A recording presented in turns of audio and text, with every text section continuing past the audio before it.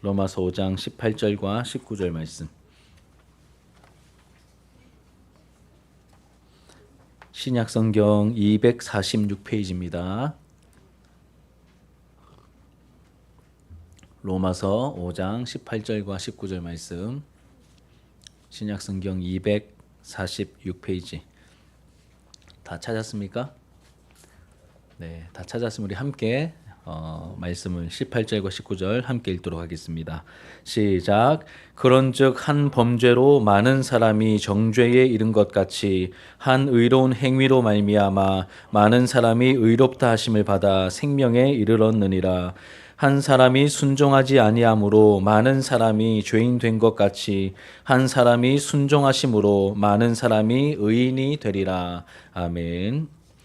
오늘 이 본문의 말씀으로 이신칭의의 복음이라는 제목으로 하나님 말씀을 증거하도록 하겠습니다. 이 이신칭의 들어본 적 있습니까? 이신칭의? 예, 말이 좀 처음 듣는 친구들은 좀 낯설 수 있는데 이제 믿음으로 말미암아 의롭게 여김을 받는다. 이거 한자로 이렇게 이신칭의라고 합니다. 믿음으로 말미암아 의롭다고 여김을 받는다. 이 이신칭의는 기독교 신앙의 기초이자 핵심입니다. 가장 중요한 핵심입니다. 그래서 이신칭의는 복음 그 자체라고 해도 과언이 아닙니다. 이걸 바르게 알면 이 이신칭의 이 진리를 바르게 알면 정상적인 그리스도인이 되는 것이고 바르게 알지 못하면 정상적인 그리스도인이 될 수 없습니다. 뭘 알면요? 이 이신칭의 혹은 이신칭의를 알면 정상적인 그리스도인이 되는 것이고 잘 알지 못하면 정상적인 그리스도인이 될 수 없습니다. 그래서 종교개혁자들은 이 이신칭의의 교리를 교회가 일어서게도 하고 무너지게도 하는 교회의 흥망성쇠를 좌우하는 시금석과 같은 교리다라고 얘기했습니다. 기준이 되는 그러한 시금석과 같은 교리가 이신칭의 교리다라고 이야기를 했습니다. 자, 그렇다면 우리 믿음의 선배들은 이신칭의를 어떻게 이해했는지 이 소요리 문답을 통해서 같이 한번 보겠습니다. 자, 32문과 33문을 오늘 함께 다룰 텐데 제가 문제를 읽으면 여러분 또 큰 목소리로 이제 또박또박 읽으면서 함께 읽어주시면 감사하겠습니다. 32문. 효과적인 부르심을 받은 사람은 이 세상에서 어떤 유익을 얻습니까?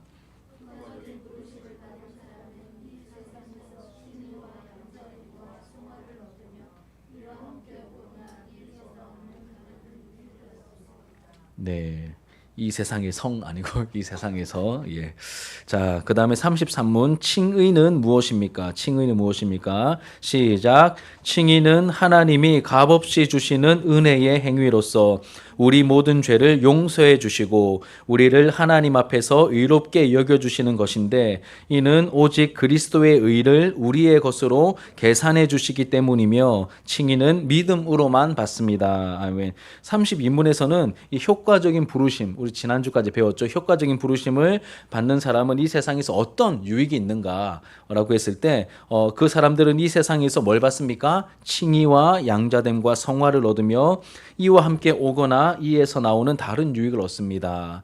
뭐 칭의와 양자됨과 성화와 그 외에 다른 유익들이 있다라고 말하는데 그 중에서 오늘은 칭의라고 하는 이 내용에 대해서 집중해서 좀 살펴볼 텐데 이 칭의는 하나님의 은혜로운 행위이며 두 가지 내용을 크게 담고 있습니다. 하나는 뭐냐면 우리의 죄 용서를 해주시는 죄 용서와 또 한 가지는 뭘까요? 우리를 의롭다고 받아주시는 그 의롭다 하심, 이 두 가지 죄 용서와 의롭다 하심 두 가지 내용이 바로 뭐라고요? 이 칭의 혹은 이신칭의의 내용이라는 겁니다. 이 죄 용서와 의롭다고 여겨주시는 것이 가능한 이유는 우리가 뭘 했기 때문이 아니라 예수 그리스도께서 완벽하게 순종함으로 얻으신 의를 우리의 것으로 여겨주시기 때문에 우리가 죄 용서를 받고 의롭다고 여김을 받게 되는 겁니다. 이거를 조금 어려운 말로 뭐라고 하냐면 의의 전가라고 합니다. 전가. 이렇게 전달시키는 거예요. 예수님의 의를 누구에게 전달시켜 주십니까? 믿는 나에게 그 의를 전달시켜 주시니까 예수님의 의가 나의 의가 되는 겁니다. 그래서 우리가 어떻게 된다고요? 의롭다고 여김을 받는 것. 이게 이제 핵심적인 내용입니다. 이 복음의 진수를 담고 있는 그리고 교회의 흥망성쇠를 좌우하는 이 신칭의 교리를 이 교회사 속에서 가장 확실하게 영광스럽고 풍성하게 깨달은 한 인물이 있습니다. 그 인물이 누구냐면 바로 이제 마르틴 루터라고 하는 인물입니다. 종교개혁자인 이 15세기, 16세기 종교개혁자인 마르틴 루터라고 하는 인물입니다. 이 루터가 태어났던 이 당시에는 사람이 태어나면 자동적으로 이제 교회에 호적이 올라갔습니다. 그 당시 교회는 어떤 교회일까요? 가톨릭 교회, 이 천주교회를 말합니다. 이 가톨릭 교회에 자연스럽게 호적이 올라갔기 때문에 자동적으로 가톨릭 교회 신자가 태어나자마자 나의 의지와 상관없이 가톨릭 교회에 등록이 되어서 신자가 되었습니다. 그래서 스스로 나는 교회에 등록되어 있으니까 하나님과 바른 관계를 맺고 있어. 나는 그런 바른 관계에 있어라고 그렇게 생각하면서 자랐습니다. 그러던 어느 날, 다 그렇습니다. 다 그랬는데, 그러던 어느 날, 이제 굉장히 날씨가 안 좋았습니다. 굉장히 비바람이 치고, 막 하늘에서 막 천둥도 치고, 번개도 치는 이런 궂은 날씨 속에서 루터가 친구와 함께 길을 가고 있었는데, 하늘로부터 갑자기 막 벼락이 확 떨어지는 거예요. 불 같은 벼락이 떨어지는 겁니다. 깜짝 놀랐습니다. 그때 루터는 살았는데 루터와 함께 있는 친구는 길을 가던 친구는 그 자리에서 즉사하고 말았습니다. 이때 루터의 나이가 몇 살이었냐면 22살이었대요. 22세의 이 루터였습니다.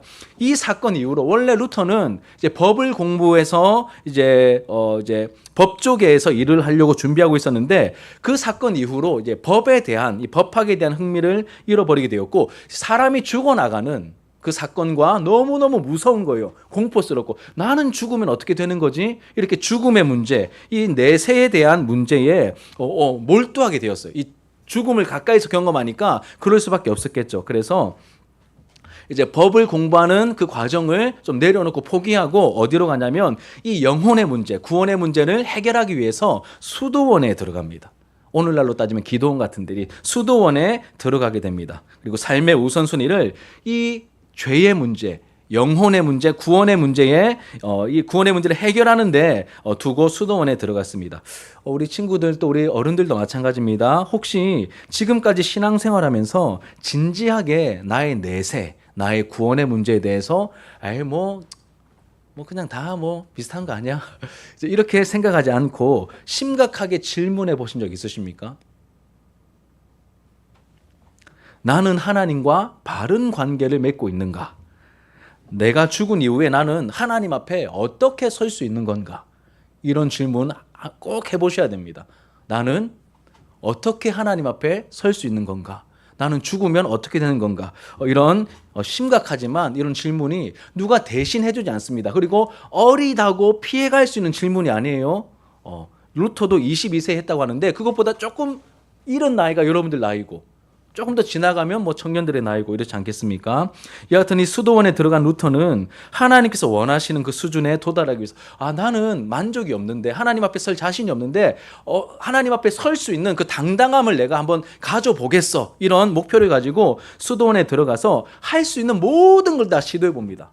금식도 하고 막 40일 작정 기도도 하고 막 육체를 쳐서 막 복종시키기도 하고 할 수 있는 최선의 선행도 해보고 막 할 수 있는 모든 것을 다 해보았지만 뭐가 없었을까요? 마음에 평강이 안 찾아오는 거예요. 참 만족이 없었고 늘 계속해서 불안했었습니다.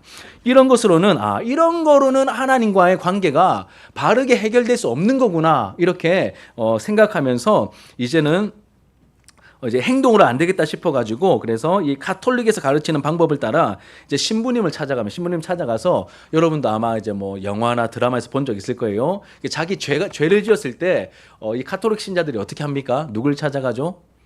신부를 찾아가는데 직접 볼 수 없죠. 칸막이 같은 거 있고 거기다가 이렇게 합니까? 고해성사잖아. 내가 이런 죄를 지었습니다. 저런 죄를 지었습니다. 이런 연약함이 있습니다. 고해성사를 하는데 이걸 해봐야 되겠다 싶어가지고 이 루터가 계속해서 고해성사 담당 신부를 찾아가는 거예요. 자기 죄 문제를 해결해 보려고. 행동으로 안 되니까 고백하면 되는가 보다 싶어가지고 찾아가서 계속해서 막 이렇게 날마다 순간마다 틈만 나면 고해성사 신부를 찾아가가지고 난 죄인이에요. 나 이런 죄를 또 생각으로 나 말로 이런 죄를 지어서 계속하니까 고해성사 해주는 이 신부가 이제 질려가지고 여러분이 고해성사 신부라면 날마다 시간마다 찾아오는 루터를 이제 목소리만 들어도 알지 않겠습니까? 발걸음만 들어도 루터 발걸음이다 싶어가지고 루터가 찾아오면 뭐라고 해줄 것 같아요, 여러분? 좀 그만하자 이제. 나도 좀 살자. 막 죽겠다, 야. 이렇게 하지 않겠습니까? 실제로 그러한 이제 분위기가 연출되었다고 합니다. 그러다가 루터는 이제 어거스틴이라고 하는 이제 유명한 분의 책을 만나서 읽게 되었고, 그러다가 이제 인간의 행위와 하나님의 은혜에 대해서 많은 생각을 하게 됩니다. 이 하나님의 은혜에 대해서 많은 생각을 하게 됩니다. 그러던 중에 이제 루터가 또 이제 열심히 공부를 했기 때문에 로마서를 가르치는 그런 교수로서 역할을 하다가 어느 날 로마서 1장 17절 말씀을 읽다가 깊은 깨달음을 얻게 됩니다. 같이 한번 읽어볼까요? 로마서 1장 17절 같이 한번 읽겠습니다. 시작. 복음에는 하나님의 의가 나타나서 믿음으로 믿음에 이르게 하나니 기록된 바 의인은 믿음으로 말미암아 살리라 함과 같으니라. 아멘. 제가 다시 한번 읽어드릴게요. 복음은 하나님의 의가 나타나서 믿음으로 믿음에 이르게 하나니 기록된 바 의인은 오직 믿음으로 말미암아 살리라 함과 같으니라. 예전에 루터는 이 말씀을 너무너무 싫어하고 미워했었다고 합니다. 왜 싫어하고 미워했냐면 복음에는 뭔가 즐겁고 막 자유하고 좋은 게 나타나야 될 것 같은데 복음에는 뭐가 나타났다고 말하죠? 하나님의 의가 나타났다라고 말하는데 루터는 이 의를 어떻게 이해했냐면 하나님의 공의라고 이해를 했습니다. 완벽한 거룩하심과 죄를 심판하시는 그 무시무시한 하나님의 공의. 그래서 이해를 할 수 없었어요. 아니 복음에 어떤 자유함이나 생명이나 이런 게 나타날 것 같은데 하나님의 그 무서운 완벽한 심판의 공의가 나타났다고 하니까 루터가 이해도 안 되었고 계속 두려워하기만 했었죠. 그러다가 이제 깨달은 겁니다. 이 의는 하나님의 무서운 공의가 아니라 이 의는 그러니까 이 하나님의 완벽한 무서운 공의 앞에 서면 그 공의를 충족시킬 사람이 있을까요? 없을까요, 여러분? 루터는 확실히 알았습니다. 자기가 뭐 해봤습니까? 금식도 해보고 고행도 해보고 고해성사도 해보고 막 무건수행도 해보고 다 해봤는데 하나님의 그 기준에 이를 수 있었습니까? 없었습니까? 없었죠. 마음의 평강이 찾아오지 않았습니다. 그래서 알았던 거예요. 이 공의를 충족시킬 수 있는 사람은 아무도 없는 거구나. 루터의 중간 결론이었습니다. 그런데 어느 날 이걸 다시 보니까 하나님의 의가 나타나서 믿음으로 믿음에 이르게 하나니 기록된 바 의인은 오직 믿음으로 말미암아 살리라. 기록된 바 의인은이라고 하면서 의인이 없을 줄 알았는데 의인이 있는 거예요. 이걸 깨달은 거예요. 의인이 없을 줄 알았는데 의인이 있다고 성경은 말하네. 그런데 이 의인이 어떻게 의인이 됩니까? 오직 믿음으로 말미암아 살리람과 같으리라라고 말하면서 이 의는 하나님의 공의가 아니라 의인이라고 부르는 사람에게 선물로 거저주신 그리스도의 의라는 사실을 루터가 깨닫게 됩니다. 그러니까 선물로 받은, 그러니까 자기가 노력해서 성취해내는 의는 하나님 앞에 통할 수 없는데 이 의는 믿음으로 말미암아 선물로 받은 자기 의가 아니라 선물로 받은 의인데 보니까 누구의 의일까요? 이 의는 그리스도의 의라는 사실을 루터가 깨닫게 됩니다. 그리스도의 의를 우리에게 선물로 주셨고 이 의를 가진 사람만이 뭐라고 불립니까? 의인이라고 불릴 수 있는 거구나라고 하는 것을 깨닫게 된 것이죠. 여러분 지금 친구들이 여러분들이 듣기에 이 교리가 이 칭의의 교리가 어떻게 들릴지 잘 모르겠습니다. 그런데 여러분 자기 죄의 문제, 내 구원의 문제, 내 영혼의 문제를 정말 심각하게 고민해 본 사람들은 이 말씀이 해봐서 알거든요. 내 힘으로 참 평강이 찾아올 수 있는 게 아니라는 것을 해본 사람들은 알거든요. 그래서 고민하고 씨름하면서 살아가다가 이 내가 노력해서 획득한 의가 아니라 하나님께서 선물로 주신 이 그리스도의 의가 있다는 사실을 발견하여 믿음으로 의롭게 된다는 이 놀라운 복음을 깨닫게 된 사람들은 진짜 이 루터의 표현을 따르면 이렇습니다. 루터는 이것을 깨닫는 순간에 무거운 이 죄의 짐이 어깨에서 끊어지는 것 같고 마치 내가 하늘문이 활짝 열리면서 그 열린 하늘문로 문을 통하여서 천국에 입성하는 것 같은 그러한 기분이 들었다라고 말합니다. 이게 여러분 이신칭이라고 하는 이 복음이 가지고 있는 놀라운 영광이고 놀라운 은혜입니다. 계속해서 이 말씀을 좀 진행해 나갈게요. 자, 이 이신칭의 핵심은 두 가지입니다. 하나는 뭐라고 했습니까? 하나는 죄 용서고 또 하나는 뭐라고 했습니까? 의롭다고 여김 받는 것입니다. 다시요, 여러분. 이 칭의의 이신칭 혹은 칭의 같은 말이에요. 이 칭의의 두 가지 핵심 교리가 뭐라고요? 첫 번째는 죄 용서, 두 번째는 뭐라고요? 의롭다고 여김 받는 것, 이 두 가지입니다. 이 두 가지가 있는데 먼저 죄 용서에 대해서 살펴봅시다. 죄 용서. 자, 인류의 대표가 누구죠? 아담입니다. 아담. 이 아담이 인류를 대표해서 하나님과 언약을 맺습니다. 계약을 맺었다는 뜻이에요. 나와 맺은 그 언약의 내용을 하나님께서 말씀하시기를 너 아담 나하고 맺은 이 언약의 내용대로 잘 지키면 내가 영생을 줄 거야. 생명을 줄 거야 라고 약속하셨지만 만약에 어기면 불순종하면 너는 정령 죽을 거야. 생명을 잃을 거야. 라고 말씀하셨습니다. 이거를 행위 언약이라고 한다고 말씀을 나누었죠. 그렇죠? 그런데 이 첫 번째 대표였던 아담이 어떻게 합니까? 불순종합니다. 불순종함으로 인해서 언약을 깨트렸죠. 그 결과 이 한 사람 아담의 불순종 때문에 어떤 결과가 나타나죠? 모든 사람이 다 죄인이 됩니다. 나는 그 자리에 없었는데.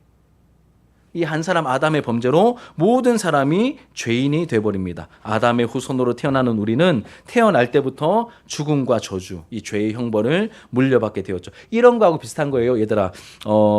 이제 파산한 부모님이 있는데 부모님이 빚을 너무 많이 진 거야. 빚을 너무 사업하다 실패해가지고 빚을 너무 뭐 감당할 수 없는 막 수십억, 수백억의 빚을 졌는데 그냥 그렇게 끙끙 앓다가 부모님이 돌아가셨어. 그럼 그 빚은 다 누구에게 물려집니까? 그 가족에게, 자녀들에게 물려지죠. 나는 한 게 없어. 나는 그때 초등학생이었고 나는 그때 중고등학생이었고 청년이었는데 그 부모님이 물려준 빚 때문에 쫄딱 망한 상태로 태어난 거야. 이게 여러분 성경이 말하는 죄의 유전과 비슷한 상태입니다. 구원받기 전에 인간은 이렇게 굉장히 마치 이 빚을 물려받는 것처럼 아담이 지은 죄의 빚을 후손인 우리가 그대로 물려받게 된 것이죠. 이것을 뭐라고 한다고요? 이것을 원죄라고 한다고 했죠. 원죄라고 말하고 쉽게 설명하면 원죄는 아담으로부터 물려받은 그 죄 혹은 그 죄의 상태를 말하는 겁니다. 자, 이렇게 구원받기 이전의 인간은 이렇게 위험하고도 비참한 상태에 처해 있었습니다. 그리고 원죄를 물려받은 상태에서 태어나기 때문에 우리는 살아가면서 또 많은 죄를 짓게 됩니다.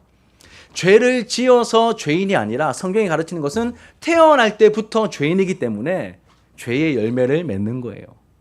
태어날 때부터 죄인이기 때문에.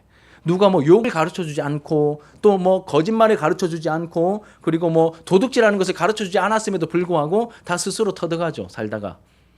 우리가 죄인으로 태어난 어떤 이제 작은 증거들입니다.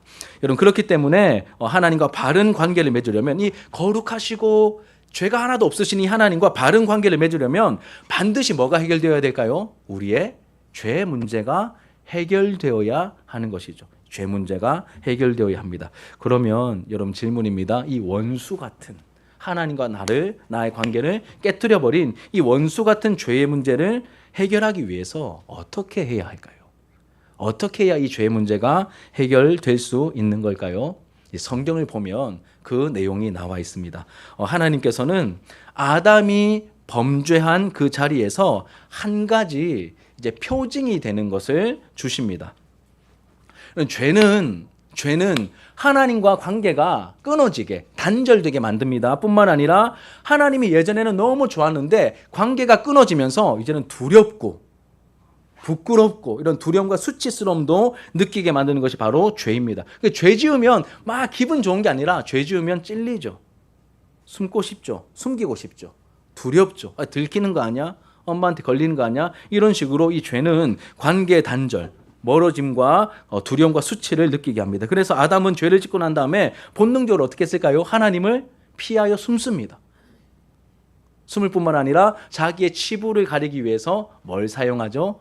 무화과 나뭇잎을 사용하여서 자기의 치부를 가립니다. 원래는 당당했거든요. 부끄러움이 없었는데 죄를 짓고 난 다음에 이 수치가 부끄러움이 찾아오니까 가리기 위해서 나뭇잎을 가렸습니다. 근데 얘들아, 나뭇잎으로 나의 부끄러움을 가리려고 하면 잘 가려질까요? 안 가려질까요?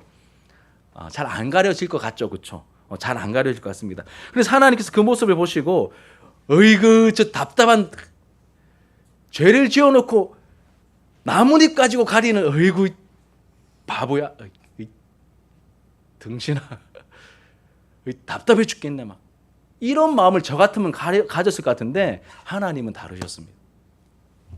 하나님께서는 그 답답한 모습을 불쌍히 여기시고 가죽옷을 제대로 가릴 수 있는 가죽옷을 만들어서 아담과 하와에게 주시죠. 여러분, 가죽옷을 가죽은 누구한테서 나오는 겁니까?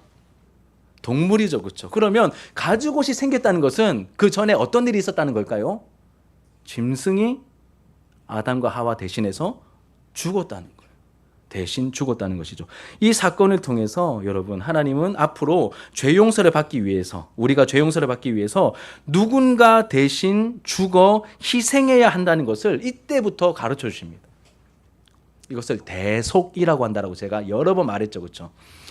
누군가 대신 죽어서 희생해야 그 죄값이 치루어진다는 이것을 이때로부터 가르쳐 주십니다. 가죽옷을 통해서. 또 노아 같은 경우에 이 홍수 심판 이후에 뭐 합니까? 짐승을 잡아다가 번제로 하나님께 드리죠. 그 수많은 희생 제사들, 성막과 성전에서 이루어졌던 그 수천 년 동안 이어졌던 그 수많은 희생 제사를 통하여, 제사 제도를 통하여 뭘 알려주신 걸까요? 죄 용서함을 받기 위해서는 누군가 대신 죽어야 한다라고 하는 이 복음의 정말 중요한 원리를 알려주신 것이죠. 자, 정신 차리고, 자, 고개를 드세요. 여러분, 고개를 드시고. 그리고 이 그림자, 다 이제 사실 재물들은 그림자거든. 그림자입니다. 이 그림자의 실체가 하나님의 때에 나타나십니다. 그 그림이 지금까지 죽은 이 수많은 짐승들, 이 그림자인데 이 짐승들의 실체, 모형이 누굴까요? 여러분, 그 실체가 오셨습니다. 그 실체가 누굴까요? 바로 예수님이죠. 예수님이십니다.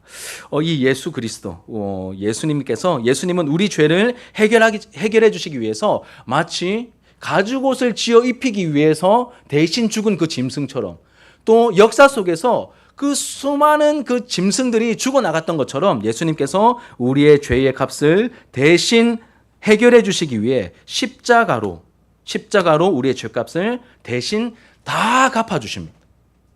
일시불로 완벽하게 단번에 자기 자신을 드렸다. 무슨 말이냐면 일시불로 남김없이 싹 다 갚았다는 뜻입니다. 뭐를요? 죄의 값을 싹 다. 누가 갚아주셨습니까? 내가 스스로? 아니죠. 여러분들의 부모님? 아닙니다. 누구요?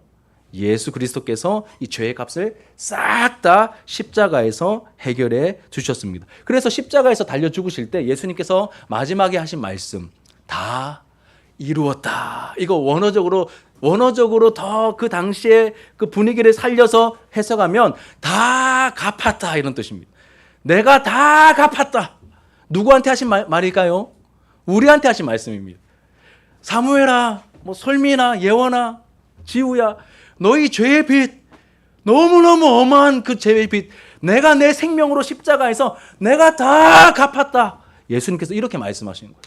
그 의미를 알아야 됩니다. 내가 노력해서 조금 착하게 살면서 나 이제 조금 죄에서 해방되는 건가? 아닙니다. 여러분, 택도 없습니다. 그 어마어마한 죄의 빚을 누가 대신 갚아주셨다고요? 재훈아, 누가 갚아주셨다고? 예수님께서 우리의 모든 죄의 빚을 다 갚아주신 거예요. 다 탕감해 주셨습니다. 예수님이 갚아주신 것입니다. 이게 첫 번째 내용입니다. 첫 번째 내용. 근데 여러분, 만약에 예수님이 다 갚아주셨다는 것을 믿는 사람들은 그 갚아주심이 누구께 될까요? 진짜 내게 되는 거야. 근데 안 믿는 사람은 어떻게 될까요? 그 죄의 값을, 죄의 형벌을 어떻게 해야 될까요? 자기가 갚아야 돼요. 자기가 갚아야 돼. 예수님이 갚아주신 것을 믿지 않는 사람들은 나중에 그 죄의 형벌과 그 죄의 값을 누가 다 갚아야 된다고요? 자기가 다 갚아야 돼. 그러니까 지옥 형벌을 받는 거예요.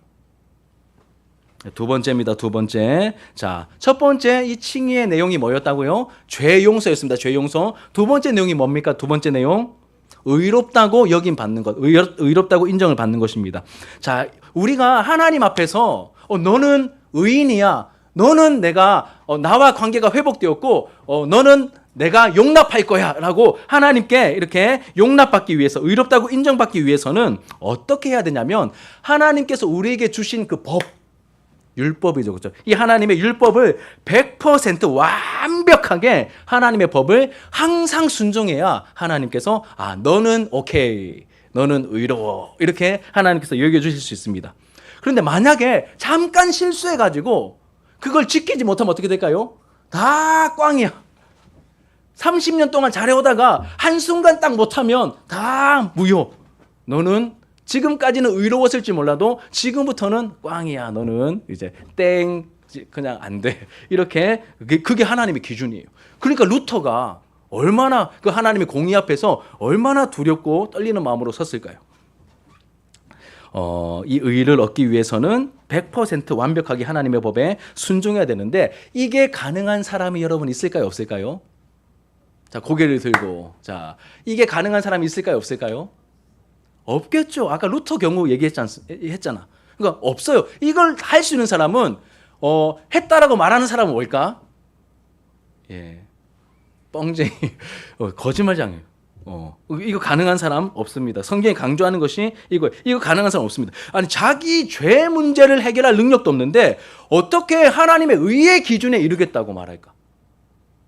불가능합니다. 그런 사람은 존재하지 않습니다. 그래서 하나님께서는 이 부분에서도 조치를 취해 주십니다. 한 사람의 순종하심으로 많은 사람이 의롭게 될 수 있는 길을 열어주십니다. 우리가 할 수 없기 때문에 대신 대표를 세우셔서 그 대표가 우리를 대신해서 그 모든 의의 기준을 완벽하게 순종해 내심으로 의를 얻으셨고 그 의를 우리에게, 믿는 우리에게 거저 나누어 주시는 방법으로 죄인들이 죄를 용서받을 뿐만 아니라 의인되게 하시는 하나님의 길, 하나님의 방법을 열어놓으신 거예요. 이게 뭐라고요? 이게 칭의야. 칭의의 첫 번째 내용은 죄 용서. 두 번째 내용은 뭐라고요? 의롭다 여김받음. 이게 칭의의 내용입니다. 우리 본문 한번 읽어볼게요. 5장 18절과 19절 여기까지 들었으니까 한번 읽어봅시다. 시작. 그런즉 한 범죄로 많은 사람이 성경을 보고 읽어야 돼요. 성경을 보고 시작. 그런즉 한 범죄로 많은 사람이 정죄에 이른 것 같이 한 의로운 행위로 말미암아 많은 사람이 의롭다 하심을 받아 생명에 이르렀느니라. 한 사람이 순종하지 아니함으로 많은 사람이 죄인이 된 것 같이 한 사람이 순종하심으로 많은 사람이 의인이 되리라. 19절에 나오는 한 사람이 순종하지 않음으로 많은 사람이 죄인이 되었다. 여기서 한 사람 누굴까요? 첫 번째 대표인 아담이겠죠. 자, 그럼 뒤에 나오는 한 사람이 순종하심으로 많은 사람이 의인이 되리라. 여기 뒤에 나오는 한 사람은 누굴까요? 두 번째 아담이신 예수 그리스도를 말하는 것이죠. 자, 이렇게 한번 설명을 드릴 수 있겠습니다. 성경은 천국 혹은 하나님 나라를 묘사할 때 이렇게 묘사합니다. 어린 양 예수님의 결혼식 잔치다. 천국의 기쁨을 표현할 때 예수님의 결혼식 잔치다라고 묘사하고 표현합니다. 이 영생의 기쁨을 보여주는 그 결혼식 잔치에 들어가려면 우리가 그냥 들어갈 수 없어. 이 예수님의 혼인잔치, 결혼식 잔치에 우리가 들어가려면 그냥 들어갈 수 없습니다. 너희들 놀이공원 가려면 뭐가 있어야 됩니까? 네? 예. 놀이공원 가려면 우리 갔던 그 기장에 롯데월드 가려면 뭐가 있어야 됩니까?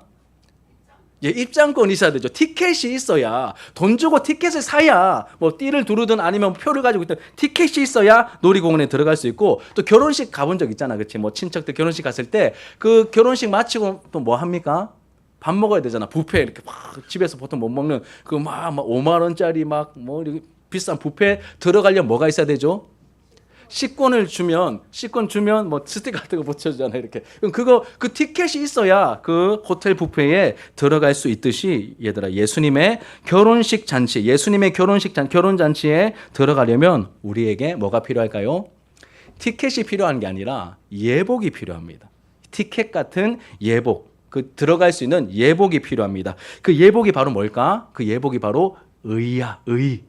그 예복의 이름이 바로 이 의입니다. 의. 이 의의 예복이 없으면 들어가지 못해. 이 의의 예복을 입으면 예수님의 결혼식 잔치에 우리가 들어갈 수 있는 거야. 그러니까 천국 들어갈 수 있는 거야. 그런데 이 예수님의 의라고 하는 이 결혼식 예복을 입지 못하면, 이 의의 예복을 입지 못하면 갔다가 튕기는 거야. 당신은 안 됩니다. 옷 안 입으면 안 됩니다. 이렇게 튕기는 것이죠. 그래서 반드시 갖추어 입어야 할 의의 옷이 있습니다. 그러면 이 옷을 어떻게 장만할 수 있을까요? 양을 1000마리 잡으면, 혹은 양을 황소를 10,000마리 잡으면, 이 만렙을 채우면 우리가 그 의의 옷을 받을 수 있는 걸까요?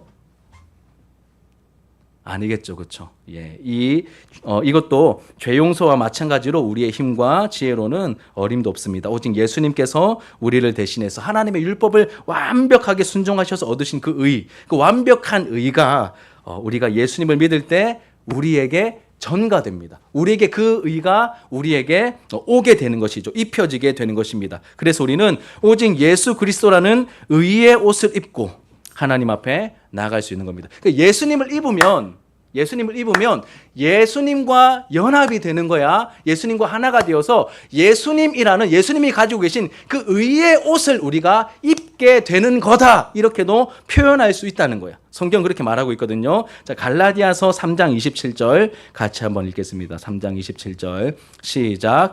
누구든지 그리스도와 합하기 위하여 세례를 받은 자는 그리스도로 옷 입었느니라. 누구든지 그리스도와 합하기 위하여, 연합되기 위하여 세례를 받은 자. 이 당시의 세례는 예수님 믿으면 바로 받았거든요. 그래서 세례를 받는다, 믿는다라는 게 이제 같은 뜻으로 이해해도 됩니다.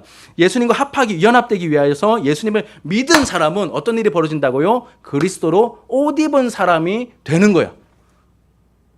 내 노력으로 입는 게 아니라 뭐 하면요? 세례를 받으면, 다시 말하면 예수님을 믿으면 예수님과 연합되어서 예수님의 의의 옷을 우리가 입게 된다는 것입니다. 그래서 얘들, 너희들 신앙생활할 때 착각하면 안 돼. 어설픈 내 실력과 내 노력과 내 공로를 의지하면 안 됩니다. 목사님, 저 이번 주에 좀 착하게 잘 살았어요. 나 이번에 11조 헌금도 좀 많이 드렸어요. 새벽 기도도 나왔어요. 이런 어떤 그런 행동 자체가 막 뭐라고 할 만한 내용은 아닙니다. 칭찬할 만한 내용들이지만 이런 걸 가지고 내가 하나님과 교제하려고 하면 통할까요? 안 통할까요? 안 통합니다. 이런 행동을 하지 말라는 게 아니라 우리가 바른 것을 입고 바른 것을 의지하면서 하나님과 교제해야 한다는 뜻입니다. 우리가 하나님께 나아갈 수 있도록, 하나님께 나아갈 수 있는데 유일하게 통하는 것은 딱 하나밖에 없습니다. 그게 뭘까요? 예수님께서 십자가를 통하여 또 완벽한 순종을 통하여 우리에게 입혀주신 이 의의 옷만이 하나님께 나아갈 수 있는 유일한 근거가 되는 것이죠. 그래서 얘들아, 예배 드릴 때,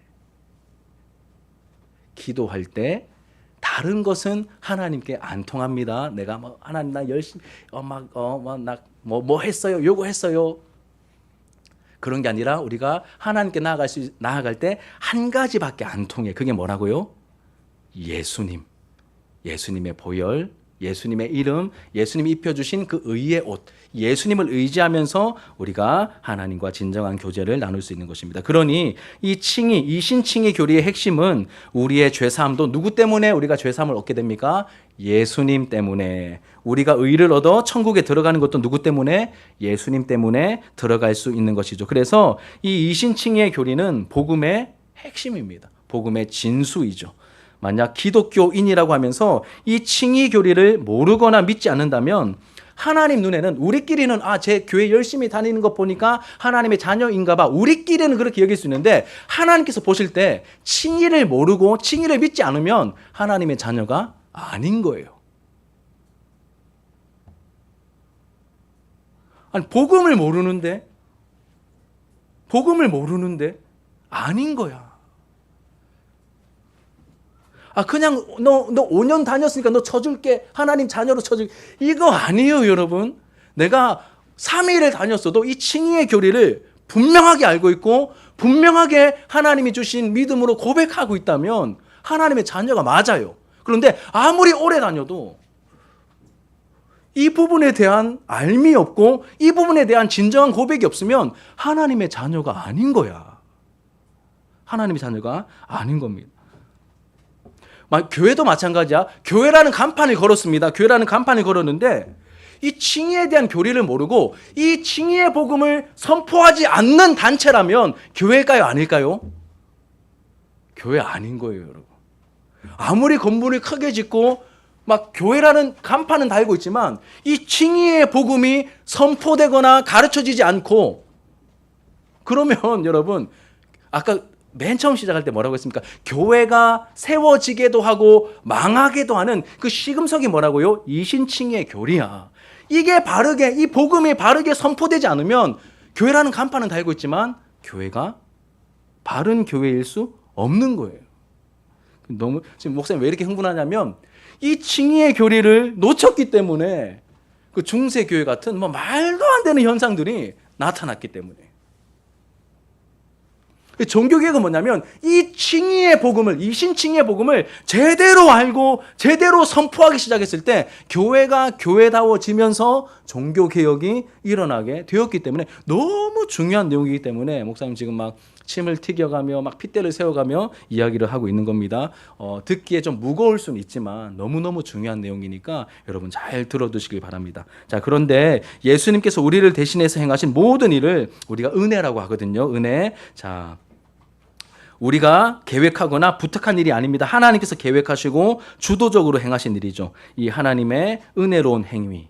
이것이 바로 이 칭의의 내용인데 하나님께서 마련해 놓으신 이 놀라운 은혜를, 이 칭의의 은혜를 우리는 어떻게 받을 수 있는 걸까요? 이미 다 말한 거지만 이 부분만 정리하고 이제 설교를 마치려고 합니다. 자, 이렇게 한번 설명할 수 있겠습니다. 얘들아, 목이 마르면 어떻게 됩니까? 목이 마르면 뭘 마셔야 되죠? 물이 필요합니다. 제가 목이 좀 마르니까 물이 있죠. 물을 좀 마셔볼게요. 좀 나아졌습니다. 자, 목이 마르면 이렇게 물을 마시면 됩니다. 그런데 물을 먹으려면 이 물만 있으면 어떻게 될까요, 여러분? 물만 있으면 어떻게 될까요? 다 쏟아지겠죠. 그 물을 마실 수 없겠죠. 마실 수 없을 것입니다. 자, 그래서 뭐가 필요할까요? 이런 컵이라고 하는 도구가 필요합니다. 컵이라는 도구가 필요하죠. 컵 안에 담긴 물이 우리의 목마름을 해결해 줄 수 있고 이 물을 마시려면 이 컵이라는 도구가 반드시 있어야 됩니다. 마찬가지로 우리의 이 영혼의 문제, 죄의 문제가 해결되기 위해서는 뭐가 필요할까요? 은혜가 필요합니다. 하나님이 마련해 두신 그 은혜가 필요한데 이 죄 용서와 의롭다 하심이라고 하는 이 칭의의 은혜가 필요한데 이 칭의의 은혜를 내 영혼이 직접 나의 것으로 삼아 내가 받아 마시려면 뭐가 있어야 될까요? 물을 마실 때 컵이 필요하듯이 이 칭의의 은혜를 내 것으로 내가 받아 먹기 위해서는 뭐가 필요할까요? 컵이 필요한데 이 컵이 뭘까요? 이 컵이 믿음인 거예요. 하나님께서 마련해 놓으신 그 은혜를 우리가 구경만 하는 게 아니라 땅에 있든 하늘에 있든 공중에 있든 이거를 우리가 어떻게 막 먹지 못하고 취하지 못하는 그런 상태로 놔둔 게 아니라 이것을 내 것으로 소유할 수 있도록 하나님께서 뭘 주셨습니까? 도구를 주셨는데 그 도구가 뭐라고요? 믿음이야. 마치 물을 컵에 받아서 마실 수 있듯이 이 믿음이라고 하는 컵 혹은 믿음이라고 하는 도구를 통하여 이 은혜를 받아서 내가 마실 수도 있고 입을 수도 있게 하신 거죠. 그런데 우리 지난주까지 배웠잖아요. 이 믿음조차도 누가 주신 거라고요? 내가 스스로 가진 게 아니라 유효한 부르심을 통하여 우리에게 불러일으켜 주신 하나님께서 주신 선물이라고 했죠. 그래서 내가 죄 용서와 의롭다함을 받는 것은 내가 죄 용서와 그리고 의롭다함을 받는 것은 얘들아 이 컵이 중요한 걸까? 물이 중요한 걸까? 물이잖아. 그래서 우리가 내 믿음으로 구원받는 게 아니야. 내 믿음으로 구원받는 게 아니라 뭐로 구원받습니까? 은혜로 구원을 받는 거야. 물로써 문제가 해결되는 건데 이것을 내가 먹을 수 있게 만드는 것이 뭐라고요? 믿음이라고 하는 컵이라는 점을 우리가 반드시 알아야 돼요. 자, 에베소서 2장 8절 같이 읽겠습니다. 에베소서 2장 8절 시작. 너희는 그 은혜에 의하여 믿음으로 말미암아 구원을 받았으니 이것은 너희에게서 난 것이 아니요 하나님의 선물이라. 다시 읽어볼게요. 너희는 그 은혜에 의하여 믿음으로 말미암아 구원을 받았으니 이것은 너희에게서 난 것이 아니요 하나님의 선물. 그러니까 믿음이 중요하지 않다는 게 아니라 믿음은 도구야, 도구. 믿음 자체가 나는 믿음이 세요. 난 남들보다 믿음이 좀 빡세요. 이게 중요한 게 아니라 그 안에 뭐가 담기느냐. 그 내용물이 훨씬 더 중요하다는 것입니다. 자, 이제 말씀을 정리하며 맺도록 하겠습니다. 자, 여러분, 칭의는 하나님의 은혜로 우리가 뭘 받습니까? 죄 용서와 의롭다함을 얻는 것입니다. 그리고 칭의의 근거는 뭐죠? 예수님의 대속의 십자가와 또 완벽한 순종을 통하여 얻으신 그 의, 이 두 가지라는 것을 기억하셔야 됩니다. 그리고 이것을 우리의 것으로 만들 수 있는 그 통로가 뭐죠? 바로 믿음이다. 자, 이걸 염두에 두고 우리 33문을 다시 한번 읽어보겠습니다. 33문.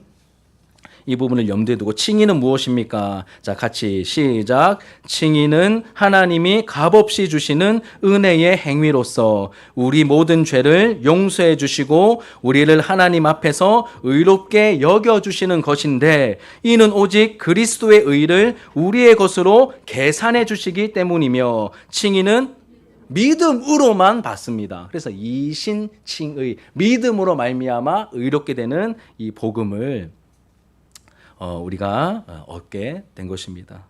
자, 그러면 이 칭의의 유익은 무엇일까요? 우리가 믿음으로 이 진리를 믿음으로 받아들였다면 우리가 이 땅을 살아가면서 얻게 되는 실질적인 유익은 첫 번째로는 세상을 살아가면서 만나게 되는 그 역경을, 고난을 이겨낼 힘을 얻게 됩니다. 가장 중요한 이 문제, 하나님과의 관계가 어그러져 있으면 궁극적인 만족과 평안을 모른 채 살아가는 거거든. 결정적인 순간에 이 죽음의 힘 앞에서 무릎 꿇고 두려워할 수밖에 없는데 이 칭의의 복음으로 말미암아 이 가장 중요한 이 영혼에 있다 있는 영혼의 문제를 해결했기 때문에 다른 것은 크게 그게 막 우리를 힘들게 하지 못한다 이런 건 아니지만 우리에게 결정적인 그러한 어떤 힘을 발휘하지 못하게 만드신 것이죠. 그렇기 때문에 세상을 살면서 만나게 되는 그 역경을 이겨낼 수 있는 힘이 어디서부터 나온다고요? 이 칭의의 복음으로부터. 하나님과 회복된 이 관계, 이 죄인을 용서해 주시고 의롭다고 받아주시고 나를 용납해 주신 하나님과의 관계가 회복된 이 사람으로서 받고 누리고 있는 그 은혜가 이 삶의 역경들을 궁극적으로 이기게 만든다는 것이죠. 여러분, 싸운 사람하고 화해만 해도 마음에 기쁨이 있죠. 답답하다가 관계가 안 좋아요. 그런데 용기를 내서 다가가서 화해를 했습니다. 그러면 마음에 평강이 있습니다. 기쁨이 있어요. 만족이 있고. 그런데 여러분, 이 죄 때문에 하나님께서 죄를 얼마나 여러분 심각하게 싫어하시고 미워하시는지 원수라고 말할 정도로 죄로 죽었다고 말할 정도로 이 심각한 관계를 가져오는 이 죄의 문제가 해결되면서 이 어마어마하신 이 하나님과 원수 상태에 있다가 하나님과 화해가 예수를 통하여 이루어지게 되었을 때 우리 영혼에 밀려드는 만족은 어떤 걸까요, 여러분? 어마어마한 해방감과 어마어마한 평강과 어마어마한 그 만족함이 우리의 영혼에 찾아오게 된다는 것입니다. 제가 이 설교 준비하면서 기도한 내용이 있어요. 하나님, 이 칭의의 교리가 가르침으로 끝나지 않게 해주시고 원리로 그치지 않게 해주시고 이 칭의의 이 복음이 우리 아이들의 마음속에 좀 와닿았으면 좋겠습니다. 하나님, 정말 설교 준비해놓고 하나님 정말 자신 없는데 너무 중요한 내용이니까 복음이 원리가 아니라 생명력 넘치는 복음 그 자체로 좀 들렸으면 좋겠습니다. 두 번째는 구원의 확신을 가지게 합니다. 여러분, 구원의 확신은 내가 착하게 산다고 가질 수 있는 게 아닙니다. 뭘 깨달을 때 구원의 확신이 생기냐면 하나님의 은혜와 사랑이 얼마나 큰지를 깨닫기 시작할 때, 여러분, 내가 노력해서 천국 가는 게 아니라, 내가 노력해서 하나님께 용납되는 게 아니라, 내가 노력해서 이 의의 예복을 입는 게 아니라 나의 이 죄 용서를 누가 감당해 주셨습니까? 예수님께서 십자가로 내 죄 용서를 감당해 주셨으니 내가 더 갚을 게 없는 거예요. 예수님께서 나를 위해서 입혀주신 이 의의 옷이 너무나 깨끗하고 아름답고 완벽한 의의 옷이니 더 다른 게 필요가 없는 거예요. 예수님 때문에 내가 하나님과의 관계가 회복되었고 하나님께 용납되었다라고 하는 이 사실을 깨닫게 될 때 우리가 나의 구원은 예수님으로 말미암아 나의 구원이 이루어졌다면 예수님 때문에 나의 구원은 너무나 확실하고 너무나 견고한 것이구나, 이것을 깨닫게 된다는 것이죠. 그러니 이 예수님을 주와 그리스도로 믿어 마음에 영접한 분들에게는 뭐가 없을까요? 성경에는 결코 정죄함이 없다라고 선언하고 있습니다. 그리스도 예수 안에 있는 하나님의 사랑에서 끊어낼 존재도 없다라고 말하고 있습니다. 구원의 확신을 가지고 우리가 하나님 앞에 이 임종의 순간에 있다 할지라도 이 구원의 확신을 가지고 하나님 앞에 평안하게 안길 수 있도록 만들어줄 수 있는 놀라운 진리가 바로 이 칭의의 진리라는 사실을 우리 친구들 꼭 알고 또 마음에 담게 되기를 예수님의 이름으로 축복합니다. 우리 같이 말씀의 내용을 생각하면서 함께 찬양했으면 좋겠습니다.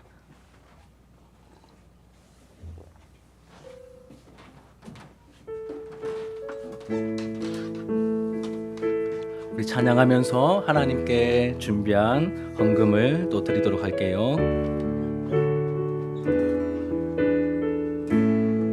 거친 주의 십자가, 거친 주의 십자가, 흐르는 보혈, 강물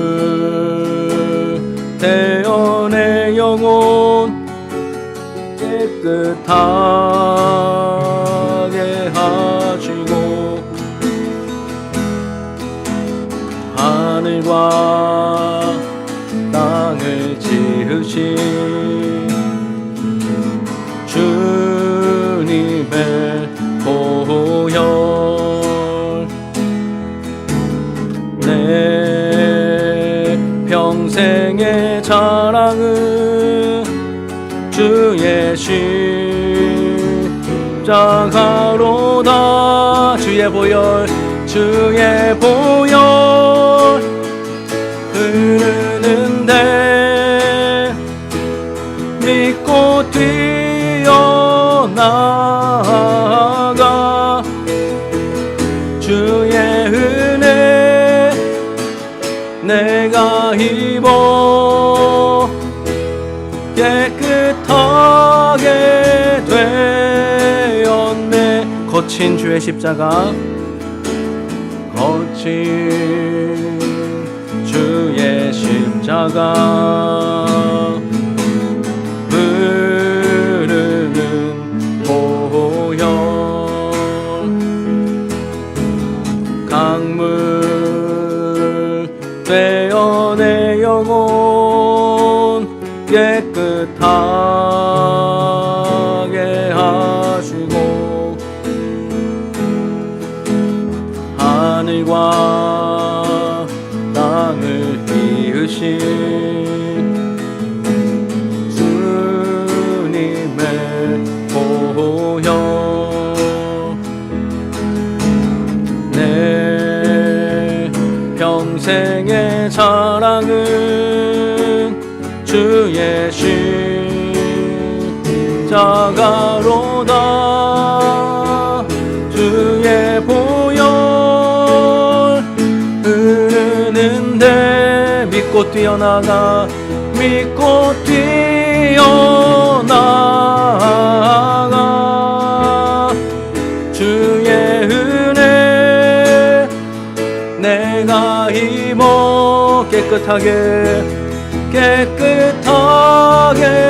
되어 주의 보혈, 주의 보혈 흐르는데 믿고 뛰어나가